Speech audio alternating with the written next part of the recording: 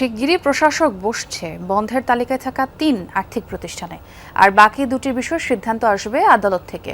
Bangladesh bank বলছে প্রশাসক নিয়োগের পরই আমানত ফেরতের পরিকল্পনা জানানো হবে, তবে বড় আমানতকারীরা তাদের পুরো টাকা ফিরে নাও পেতে পারেন। যদিও বিশ্লেষকরা বলছেন গ্রাহকের পুরো অর্থ ফেরতের বিষয়টি নিশ্চিত করতে হবে বাংলাদেশ ব্যাংককেই। রেইনবো অ্যাক্রোপ্লাস্টে অ্যাক্রিলিক এমালশন থাকায় মুছে ফেলা যায় যে কোনো দাগ সহজেই। Rainbow Paints. অনিয়ম আর লুটপাটে চরম সংকটে বেশ কয়েকটি ব্যাংক বহির্ভূত আর্থিক প্রতিষ্ঠান। ভুয়া কোম্পানি খুলে হাতিয়ে নেওয়া হয়েছে হাজার হাজার কোটি টাকা। অনেক প্রতিষ্ঠানের বিতরণ করা ঋণের প্রায় পুরোটাই খেলাপি। গ্রাহকরাও ফেরত পাচ্ছে না তাদের জমানো টাকা। চরম সংকটে থাকা আর্থিক প্রতিষ্ঠান বন্ধ করে গ্রাহকের আমানত ফেরত দেওয়ার উদ্যোগ নিয়েছে বাংলাদেশ ব্যাংক।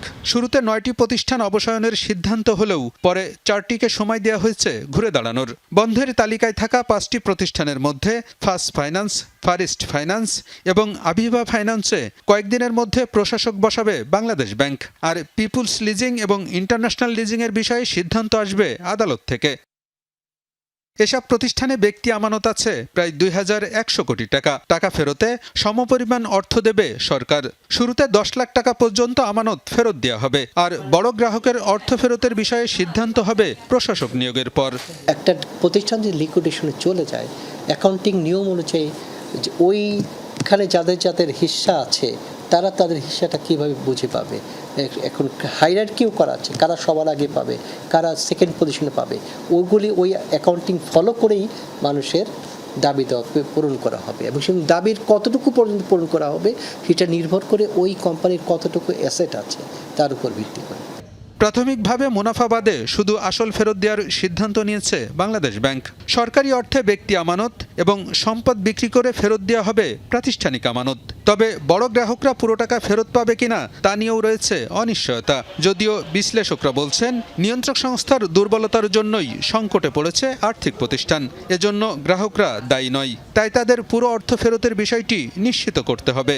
আমানতকারীদের তো কোনো দোষ নেই, যারা আসলে দুর্নীতি করলো, যারা লুটপাট পাচার করলো, তো তাদেরকে তো ধরাটা সবচেয়ে গুরুত্বপূর্ণ। যারা পরিচালনা বোর্ডে ছিলেন, যারা দুর্নীতি করেছেন, তাদের জন্য তো আসলে আমাদের যারা আমানতকারী তাদেরকে শাস্তি দেওয়া যাবে না। তো সুতরাং সেভাবে করে একটা নীতি যদি আমরা প্রণয়ন করি যে তাদের করে গ্রাহকেরা বা আমানতকারীরা তারা যেন বেশি ক্ষতির মধ্যে না পড়েন।